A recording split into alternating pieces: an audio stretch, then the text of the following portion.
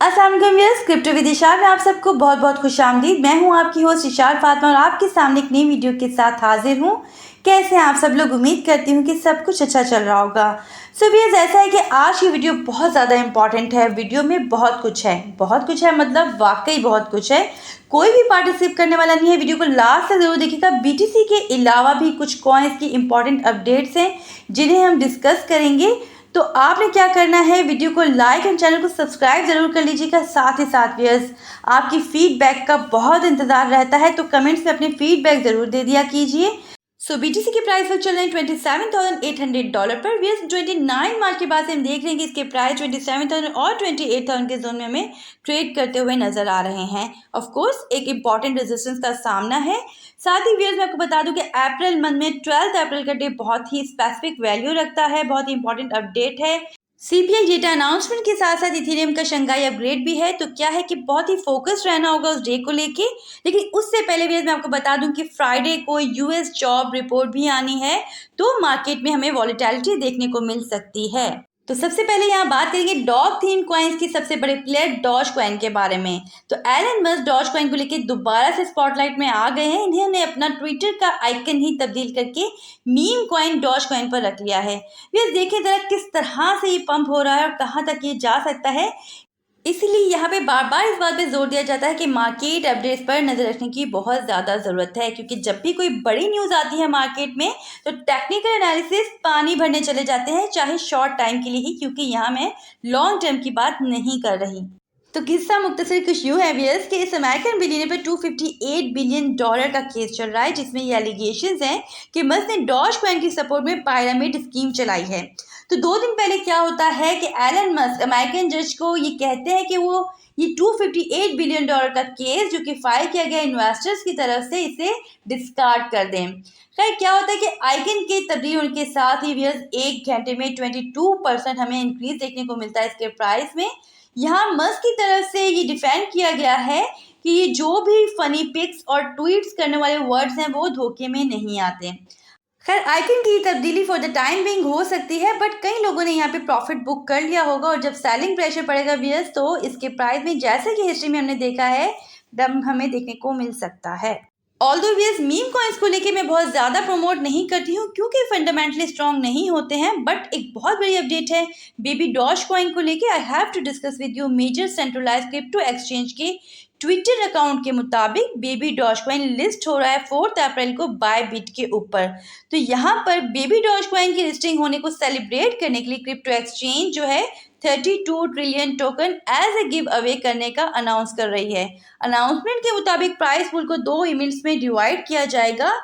बड़ी update viewers ये है कि Bybit top 6 crypto currency exchanges में आती है और बेबी डॉज कॉइन भी अनाउंस कर रहा है $500 गिव अवे को एलिजिबल यूजर्स के लिए। सो इस अपडेट के बाद इसके प्राइस में तो इंक्रीज देखने को मिला है और नेक्स्ट हमें मजीद वॉलेटिलिटी देखने को मिल सकती है आज। तो अब हम यहाँ पे बात करेंगे आर्बिट्रम फट के बारे में। कुछ इंपॉर्टेंट चीज़ें हैं व्यूअर्स जो बतानी बहुत ज़रूरी हैं।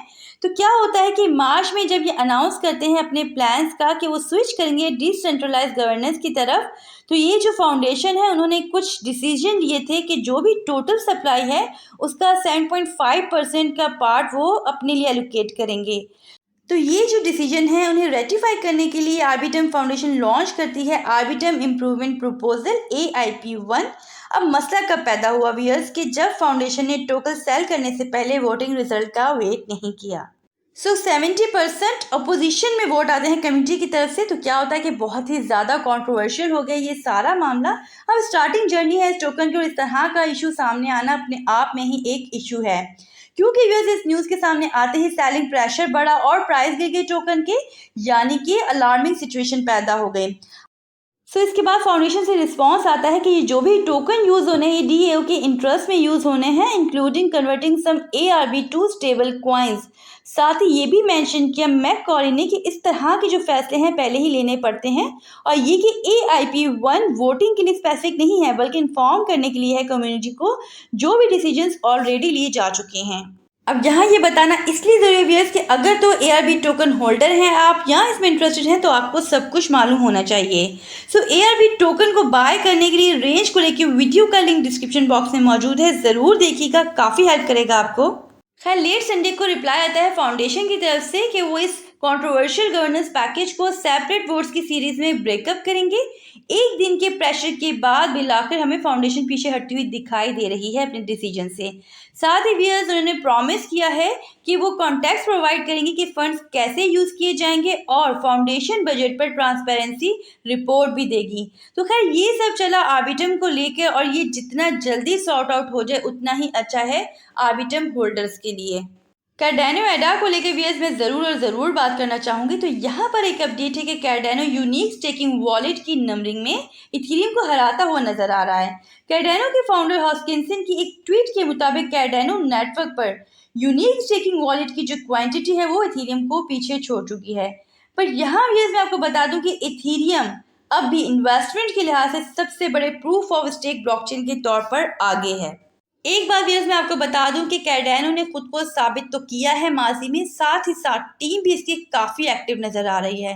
कार्डेनो एडा 2021 की बुल मार्केट में अपनी पीक पर पहुंचता है। सितंबर 2021 में एडा के प्राइस $3 से ऊपर चले जाते हैं। फिर दूसरी और कॉइन्स की तरह इसे भी बहुत नुकसान उठाना पड़ता है, बट इसके बावजूद FTX कोलैप्स के बाद भी कार्डेनो वॉलेट की जो ग्रोथ है उसमें इंक्रीज देखने को मिलता है और 30,000 वॉलेट एक हफ्ते में इसमें शामिल होते हैं और बाद में कार्डेनो पर बेस्ड स्मार्ट कॉन्ट्रैक्ट से मजीद इसमें इंक्रीज दिखाई देता है। प्लीज़ यहाँ मैं आपको बताऊं कि ल्यूनर क्रैश जो कि एक सोशल एनालिटिकल प्लेटफॉर्म है, इसने एक टॉप 10 कॉइन्स की लिस्ट अनाउंस की है। उसके मुताबिक उसमें कार्डेनो भी शामिल है। इसके अलावा SXP, APT, XMR और STX भी इसमें शामिल हैं।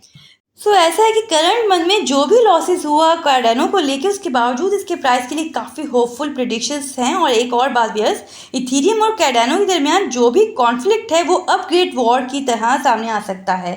रॉबिनहुड एक पॉपुलर ट्रेडिंग प्लेटफॉर्म ने कार्डेनो को अपनी बेस्ट परफॉर्मेंस एसेट की वीकली लिस्ट में सबसे ज़्यादा प्रॉफिट लेने वालों में शामिल किया है। तो अब ऐसा करते हैं कि थोड़ा सा हम इसके चार्ट पे नज़र डाल लेते हैं। इस वक्त इसके प्राइस चल रहे हैं $0.38 पर। बहुत इंपॉर्टेंट रेजिस्टेंस है $0.41 पर। 16 फेब को ये $0.42 पर भी पहुंच गया था, बट रिजेक्शन देखने को मिली। भैया 0.41 का जो जोन है ये बहुत ही इंपॉर्टेंट जोन है जिसने मई 2022 में एज ए सपोर्ट और रेजिस्टेंस दोनों तरह से एक्ट किया था। तो अगर तो यहाँ से ब्रेकआउट मिलेगा तो क्या है कि एडा प्राइस जो है इनवैलिडेट कर सकते हैं बियरिश आउटलुक को और नेक्स्ट रेजिस्टेंस 0.56 तक ये जा सकते हैं, क्योंकि हम सब ऑल सीजन का वेट कर रहे हैं व्यूअर्स। बट रिजेक्शन की सूरत में $0.32 का जोन हमारे सामने होगा। उसके बाद 0.280 तक किसी बहुत ही बड़ी न्यूज़ या फट की सूरत में एक गुड इन्वेस्टमेंट प्रोजेक्ट हो सकता है, but not a financial advice. जो खुद मैं अपनी रिसर्च करती हूँ या एनालिसिस करती हूँ, कोशिश करती हूँ कि उसका फ़ायदा आपको भी हो। तो इस यहाँ पे आपसे ये एक्सपेक्टेशन है कि वीडियो को लाइक एंड चैनल को सब्सक्राइब जरूर कर लीजिएगा और कमेंट करना हरगिज़ नहीं भूलिएगा। साथ ही साथ बेल आइकन को प्रेस कर लीजिएगा ताकि आने वाली हर अपडेट आपको मिल सके। अपना बहुत ख्याल रखिएगा। Take care. अल्लाह हाफिज़।